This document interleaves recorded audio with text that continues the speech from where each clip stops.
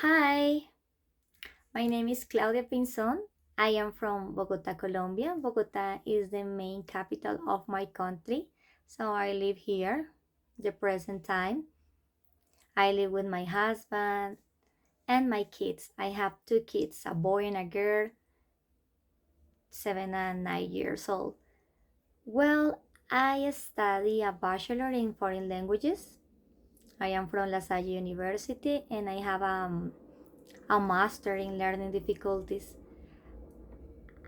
Right now, I'm working in a public school that is called Ciudad de Villavicencio School, and I am a primary teacher. Mm, I have been working as a teacher for around 10 years, and well, I also have experience in another schools like private schools. Well, now talking about why I want to teach in USA? Well, I would like to say because it's a good opportunity for me to get experience. Besides, I can learn about another culture and also I can teach my culture. I can meet new people and that's awesome for me. Besides, I think that I can improve my community.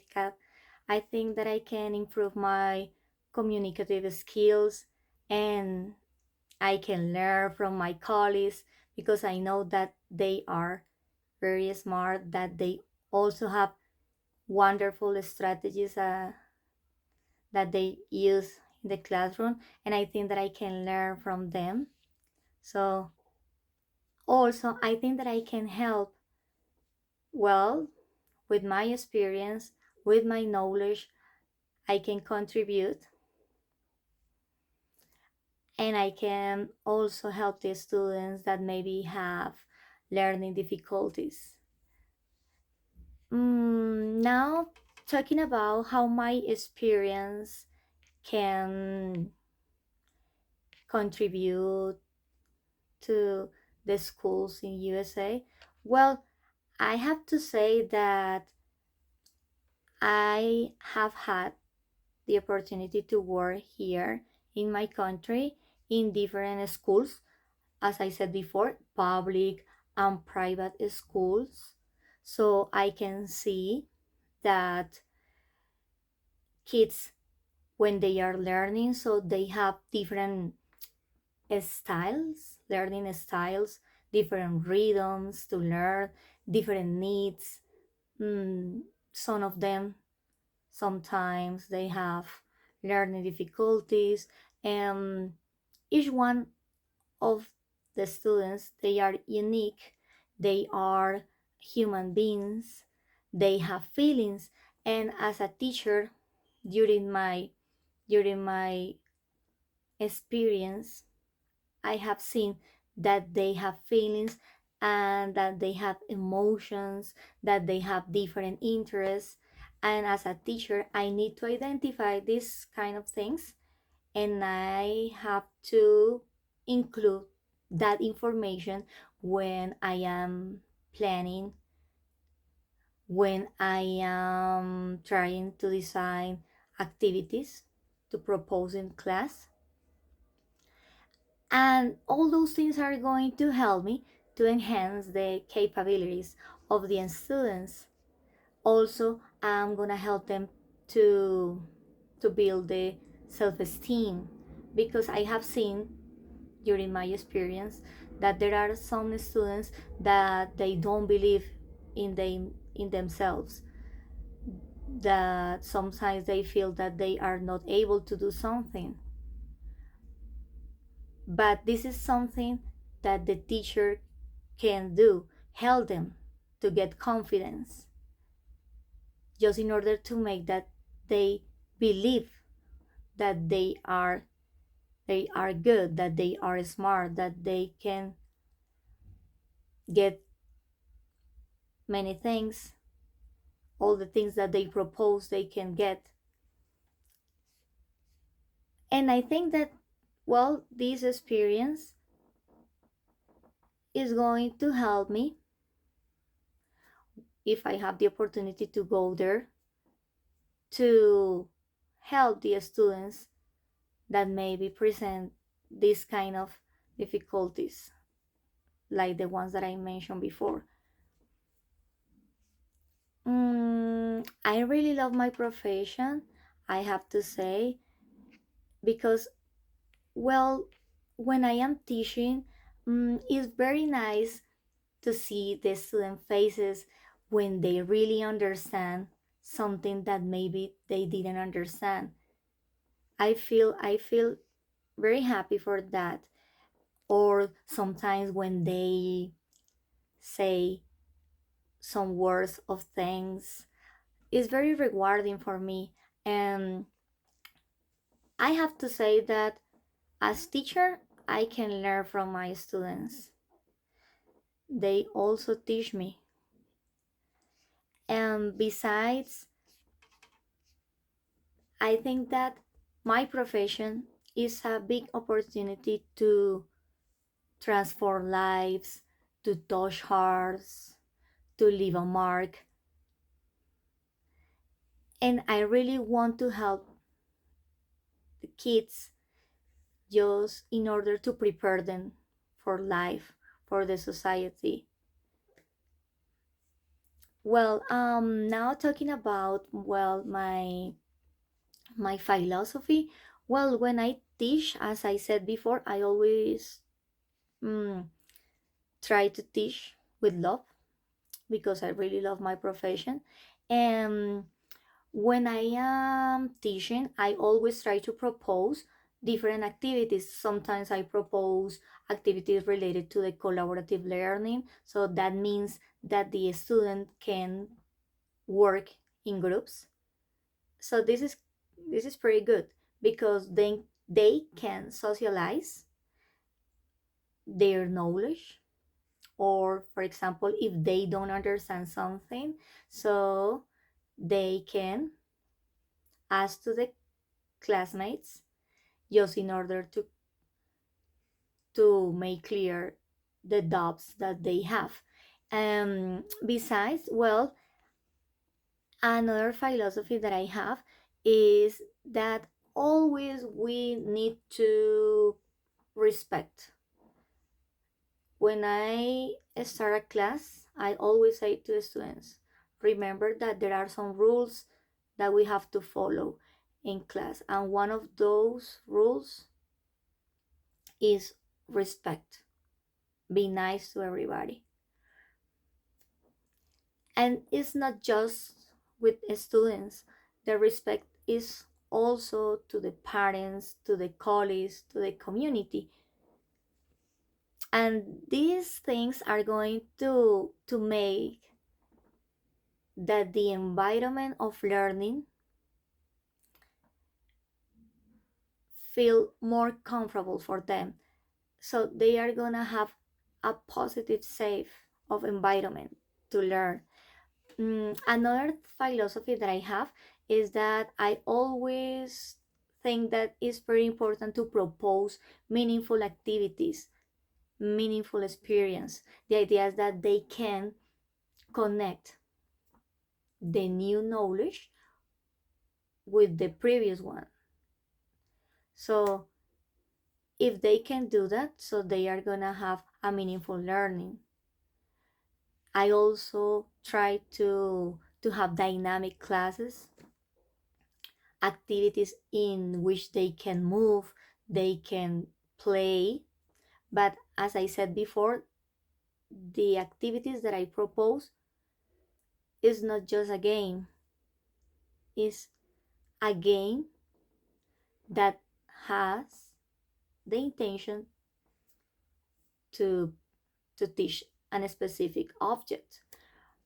Besides, I always try to take into account the four pillars of education. There are four. One of them, as I said before, is the game. So when the kids are in class, they love play, or I mean, they love learning through this kind of strategies. gaming strategies. When I am teaching, I also try to include the art that they know about some artworks, some authors, that they can include this aspect related to art to the activities that they are learning. Another one is the literature. So we need to make that the students love to read or love reading. And the other one is the one that is related to explore the contest. So when they have the opportunity to explore the environment, so they are gonna learn about the things that are around them. Well, now talking about some effective teaching strategies that I have. Well, I have to say that, as I said before, I always try to include videos. For example, when I start a class, I always start the class with an icebreaker, something that can make that they feel comfortable, and something that can make that they start the class with a positive attitude. So that's why I can start with a song. We can start dancing, and I always try to use a video because this is something that is going to capture their attention, the videos and the songs. Another thing that I always use in my classes is the collaborative learning, as I said before, work in groups, or sometimes I try to make like a contest of knowledge. Mm, for instance, I divide the classroom in different rows, row number one, row number two, row number three, row number four, and I give a point to each row if they answer the question in a good way, or if the question is right, so they get the point. This is something that they really enjoy in the classes. The interactive games, well, you know that right now, so we need to include the technology in the classes, so that's why we can use um games that maybe we can find on internet. There are some interactive games that are very interesting, like the ones that you can find in some web pages. For example, I use word wall, I use English live worksheet. Those pages offer different interactive games with different topics, so it's good for teachers to use these kind of tools.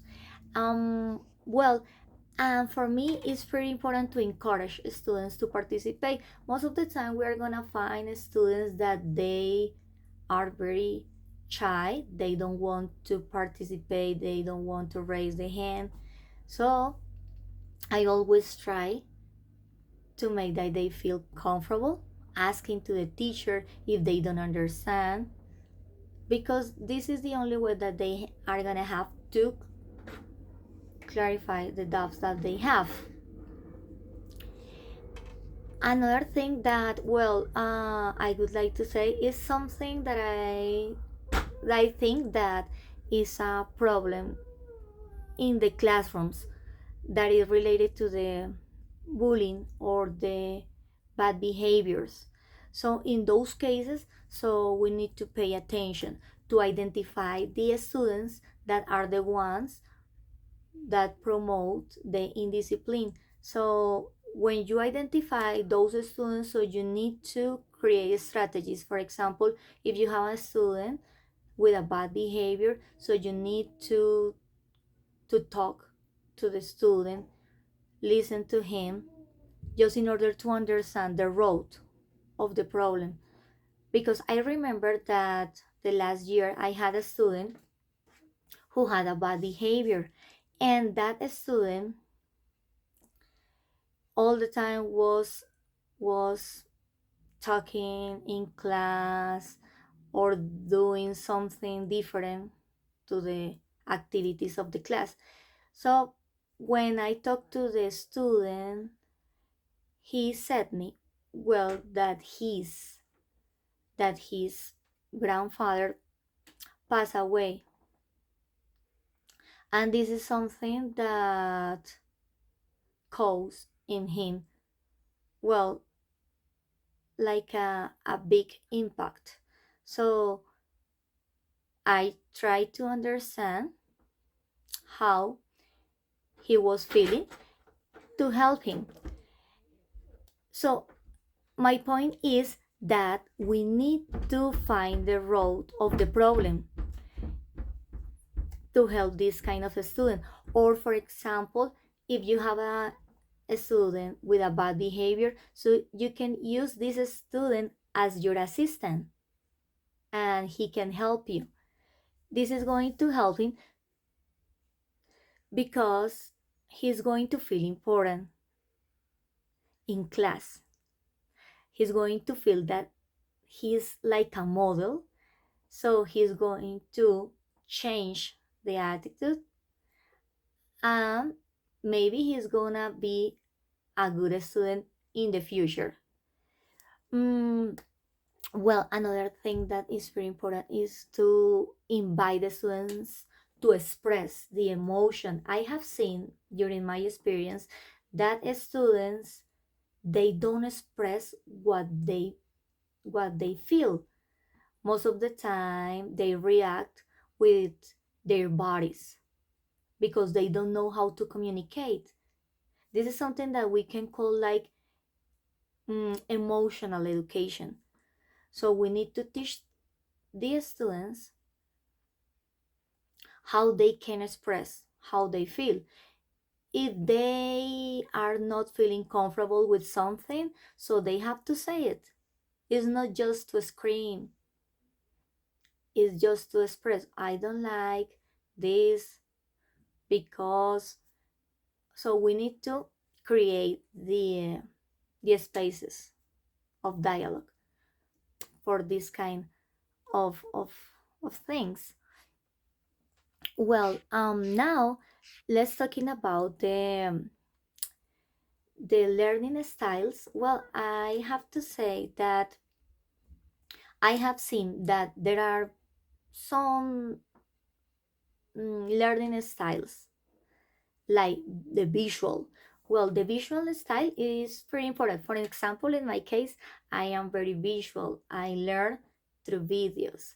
And I have seen that there are some students that learn more when they see the the words that they need to learn or the topic. So in those cases, the idea is that we need to implement in the classes videos, or sometimes if you want, you can use flashcards, you can use posters, pictures. Those things are going to help the students that learn with this style. Well, there is another learning style that is called auditory. Well, with this learning style, well, in this learning style, so the students use, well, their ears just in order to listen what they are learning. So with those kids, the idea is that we need to implement, um, again, could be videos, songs, or those teachers are the ones that enjoy listening to the teacher, and those students are the ones that most of the time are going to repeat what the teacher is saying. So if you really want to identify a student that has this auditory style, so you are gonna find that this student is the one that repeat after the teacher, because this is the strategy that the student has to learn. Well, another style that we can find is the one that is related to the reading and writing. So in those cases, if you have a student with this style, the reading, so try to propose readings related to articles or things that are related to the interest, mm, like comics could be. And when they are writing, so they can write down about things that they they love, or about a character. And well, the last one, the last learning style that I really like is the kinesthetic, because with this style, so you can invite the student to use the body just in order to learn. This is something that we can call TPR, total physical response, in which the student is going to, for example, listen to a song. In that song, the student can listen to the parts of the body, and at the same time, the song invite the student to touch the part of the body. So this is good because the student is going to associate the information in a positive way when they are using this kind of um, learning style. So in my classes, I tend to use this. It doesn't matter if the student have this learning style, because this activity is an activity that everybody enjoy. When you propose a song, and when they have to stand, and when they have to move, and I have seen that the information remain in their minds for a long time, for a long term. Okay, well, now I would like to say something about the relation that we have, that we should have with parents. Mm, it's pretty important to have a good communication with parents, because they are the ones that are going to be with them at home. So they can support teachers with some strategies. I mean, for example, if I have a student with some learning difficulties that I have identified in class, so I can create some strategies that I can use in classroom, but the idea is talk to the parent, just in order to the parent use the same strategies at home, because it's not just enough to work at school. It's pretty important to support the student at home as well. If you are going to talk to the parents, I really recommend to my colleagues that always try to use a nice tone of voice.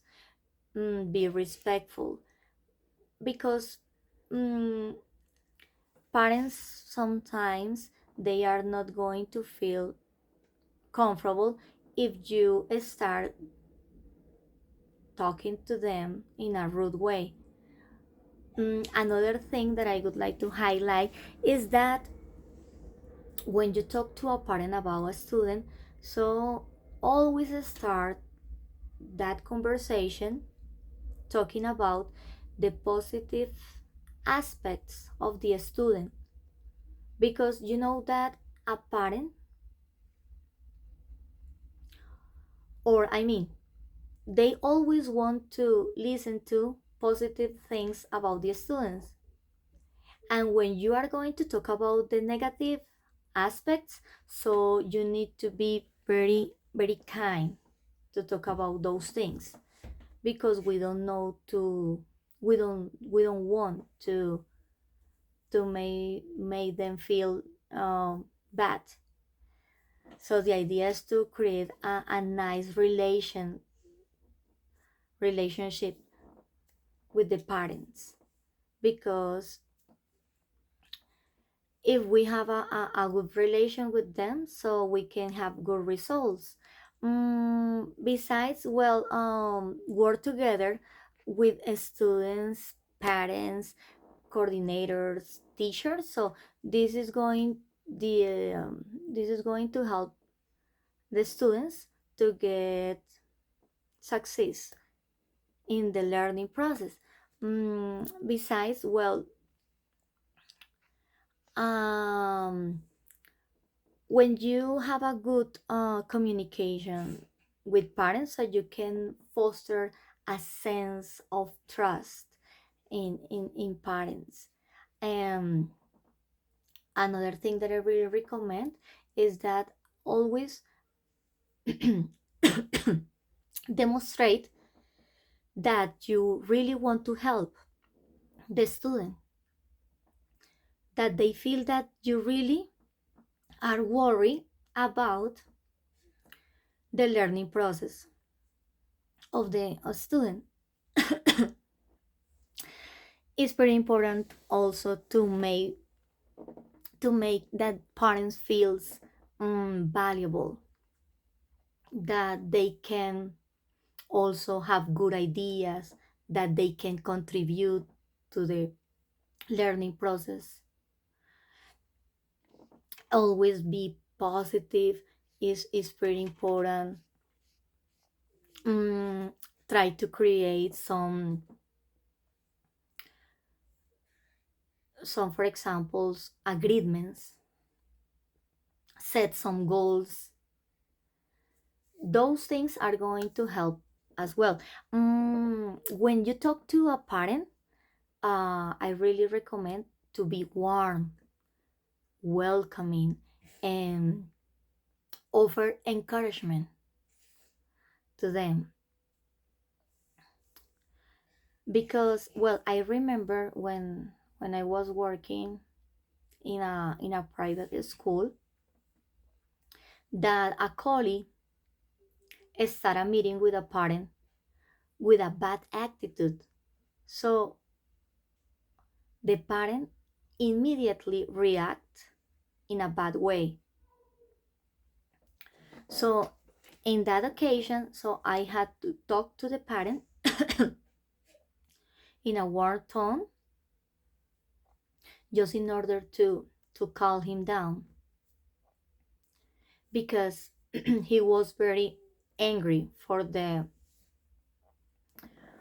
attitude of the other teacher. So we need to be very, very, very careful with those kind of behaviors in front of our parents, or I mean the parents of our students, because we can have some inconvenience. I recommend to have like a team in the school in which you work.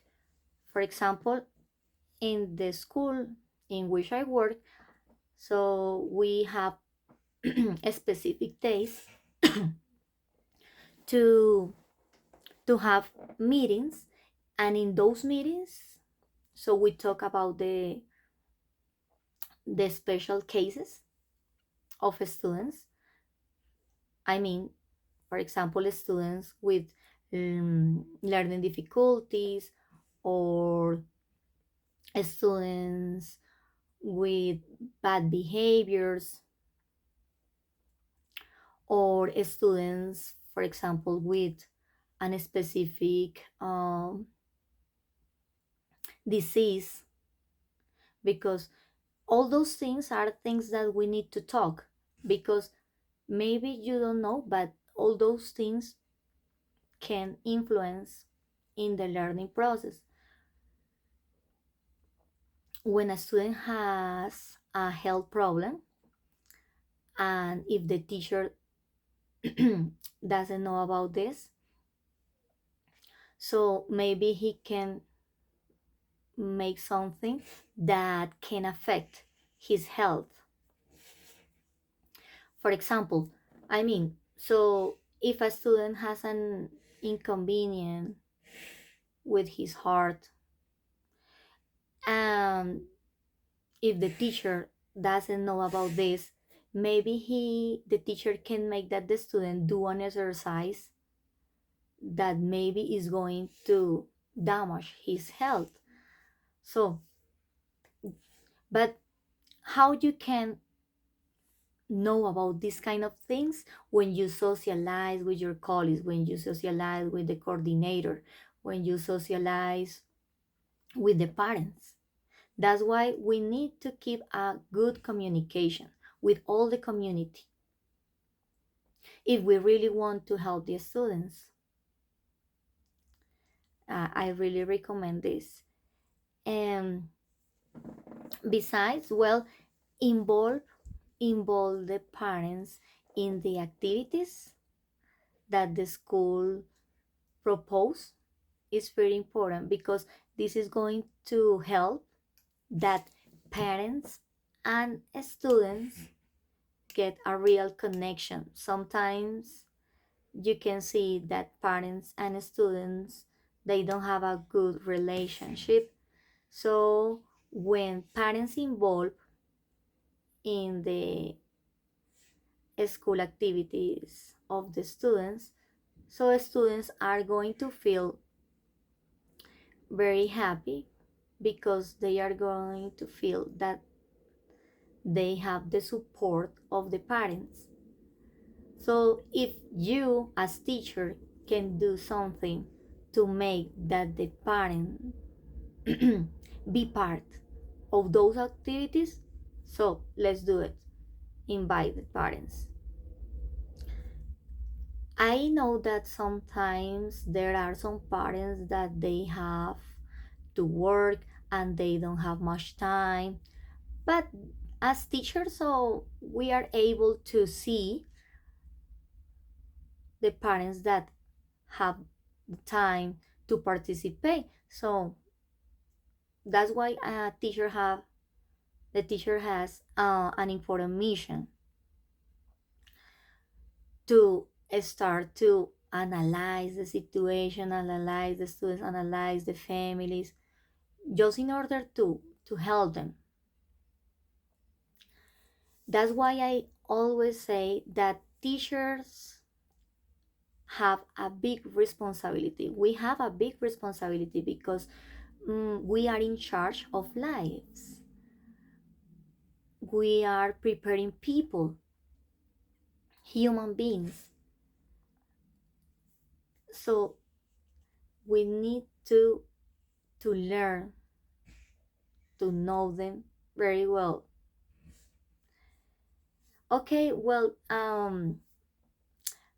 this is something. Well, this is all the information um, that I have to say. Well, related to the things that you can include when you are teaching. Mm, I'm very excited about this opportunity that I have right now, and it would be great for me to to share to share with the school all the knowledge. But at the same time, I would like to say that I'm able to learn about the management and the process that the school has,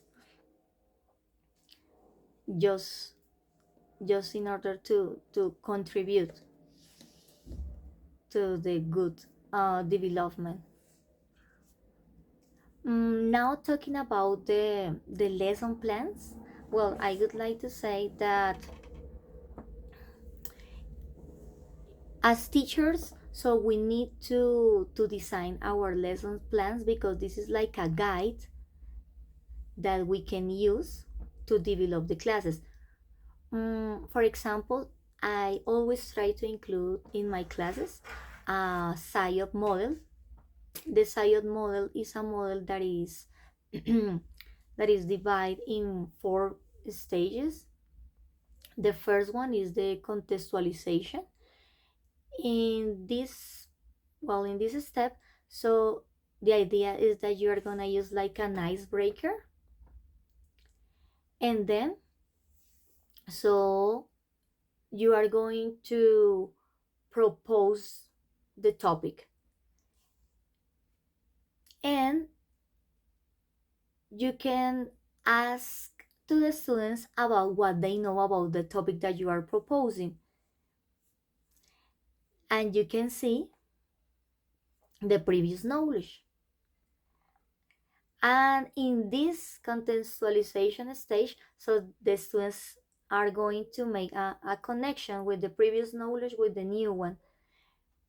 Well, the second stage in the SciOp model is the one that is related to structuring. So in the structuring, the idea is that you are going to talk about the topic, but in a deep way. So you are going to use, for example, like a video with uh, with an explanation about the topic,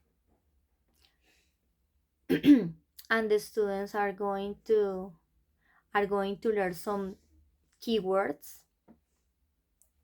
After that, there is another stage that is the application. In the application, so the idea is that the students are going to do some exercises or activities in which they are going to demonstrate that they really learn the topic.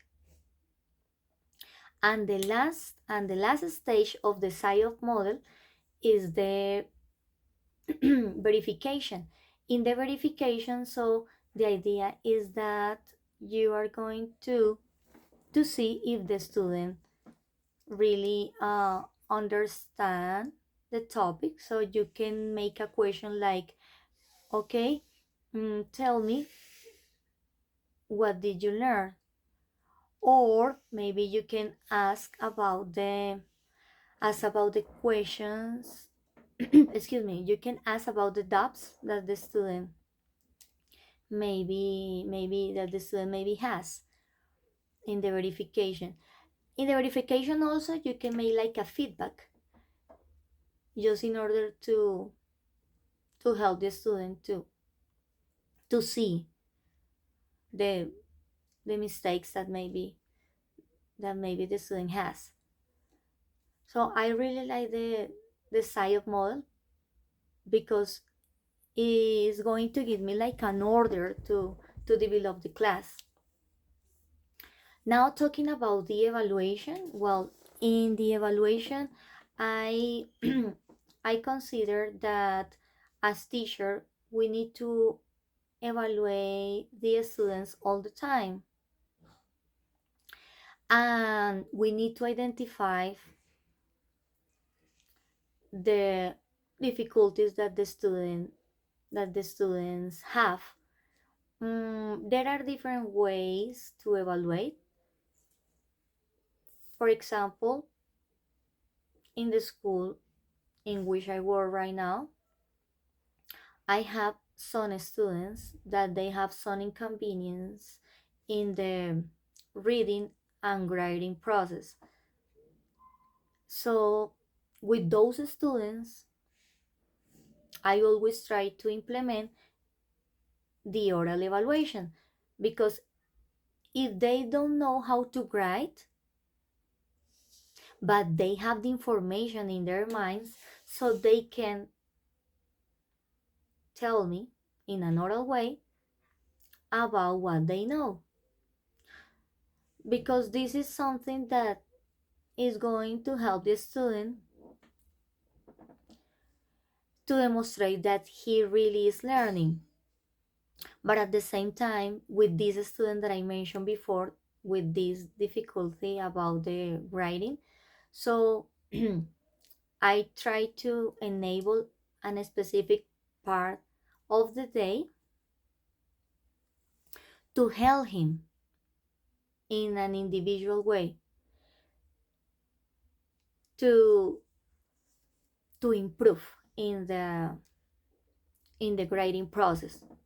So I sit down with him, and I teach him about the letters, or about the words that maybe he didn't know, and he's going to he's going to learn he's going to learn. And when he and I know that when he be ready, so he is going to present the evaluation as everybody, with a piece of paper and a pencil.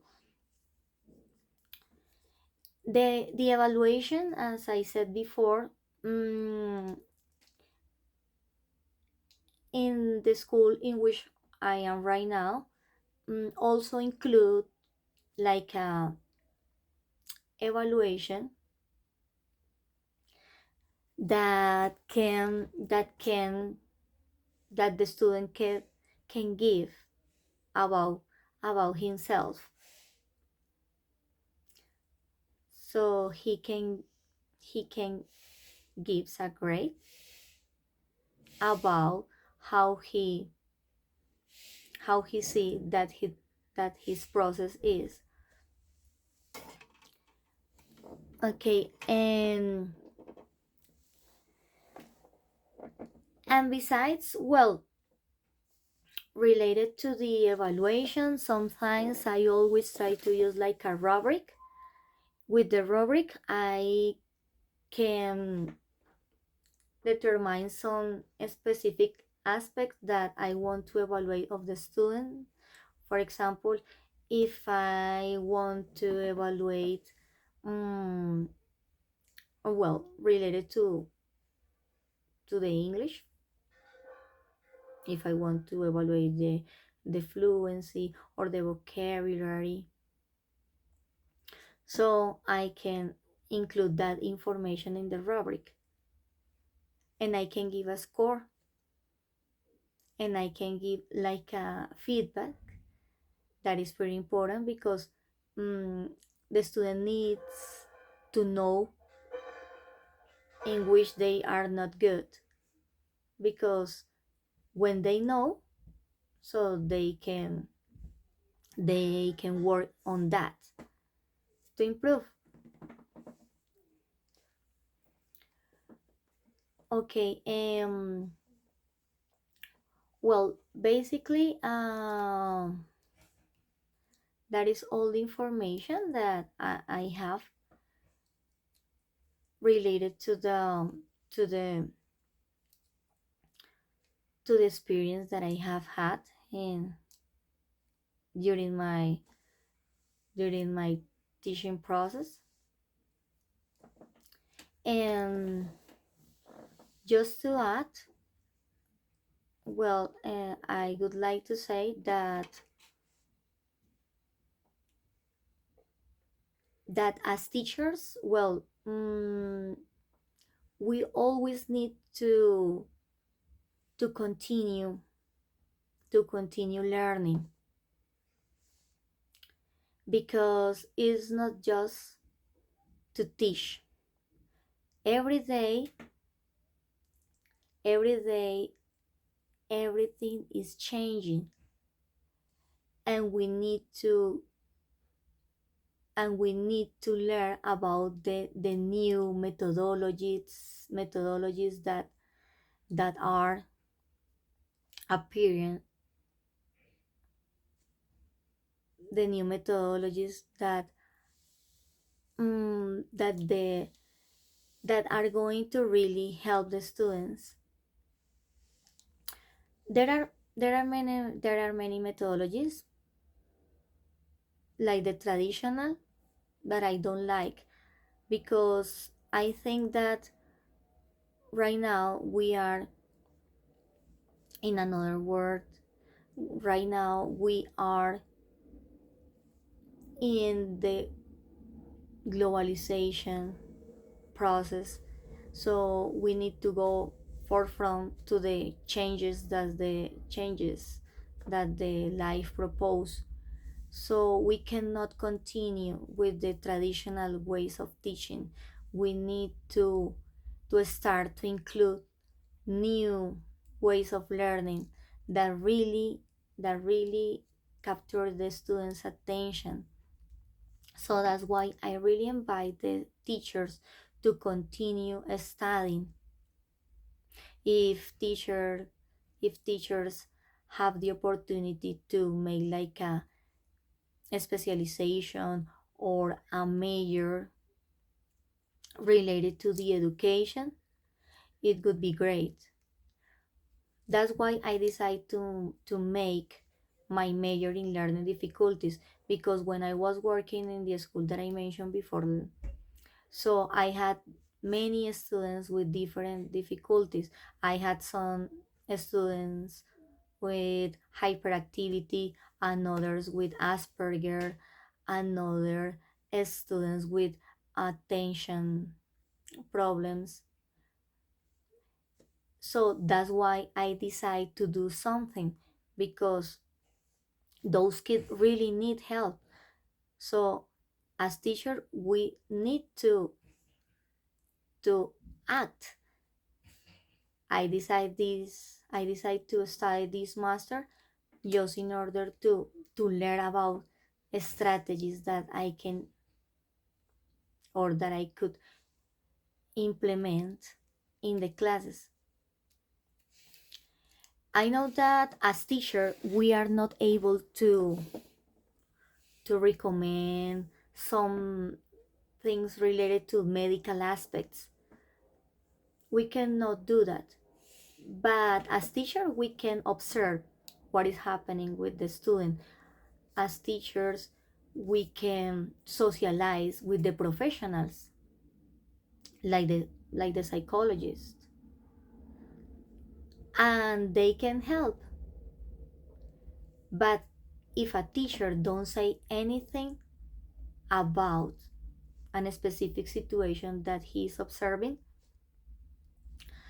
so that teacher is going to cause a big damage in the student, and that student is going to pass to the next year with the same problem, and nobody is going to pay attention to that situation, and the student is going to feel bad, because when a student has an inconvenience, he's going to compare with the other classmates, and he's going to see that he's well that he's in another level, in a low level, and he's going to feel bad. He's going to lose the confidence, and when a student lose the confidence, so maybe he is not going to continue at school. And the idea is to avoid that situation, because we don't want that the student drop out the school. We want that they have success, that they can graduate. But when they don't feel the support of the teacher, coordinator, or sometimes they don't have the support at home, so the self-esteem is not going to be good. And sometimes they are going to take bad decisions that can affect their lives. And we need to think about that, because we don't want that. We don't want that our kids affect their lives. We really want that they feel happy, that they really enjoy when they are learning. But that is our missions as teachers. The mission that we have is to help these students to find the way to have like a life project. We can help them to create that life project. We can guide them. We can help them to create to create to create a good life project, and to believe in themselves. If you have, or as teacher, if we have the opportunity to give an opinion when they ask an opinion about something specific, let's do it, because I have seen that there are some teachers that just teach the class and that's it, and sometimes they avoid to have like a relationship with the students. But I consider that this is not good, because if you really want to have success in the learning process, so you need to create a good connection with your students. And how you can have a good connection with your students? When you have a good relation with them, when you really care about them, when you listen to them, when they talk about a specific situation, a problem that they have at home. So listen to them, help them, give an advice, and these students can change their life just for a nice word. You cannot imagine how the words can transform a person. If you talk to a student in a bad way, you are going to make that student doesn't want to continue studying. But if you are kind with a student, so you are going to make that student feel comfortable in the class, that student want to be in your class, that student want to participate, that student want to be part of the activities that you propose. And this is going to be good for teachers, because sometimes teachers, they complain about their students, about the behaviors, but they don't pay attention about that they sometimes are making some mistakes.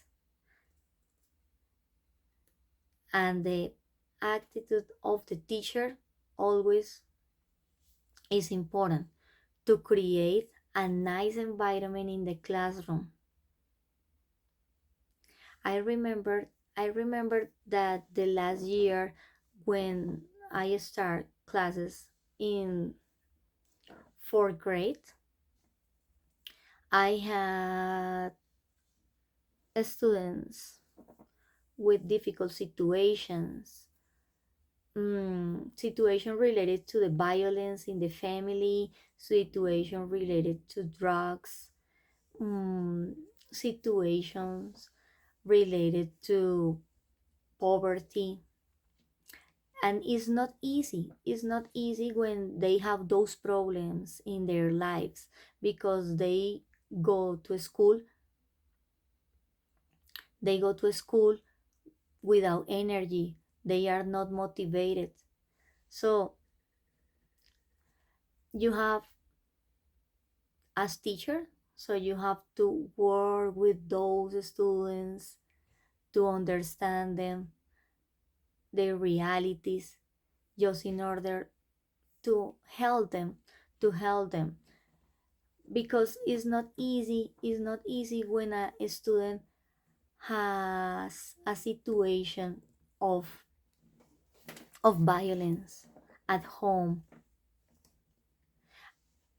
and they go to school to find a place to escape of that of that situation that he lives at home.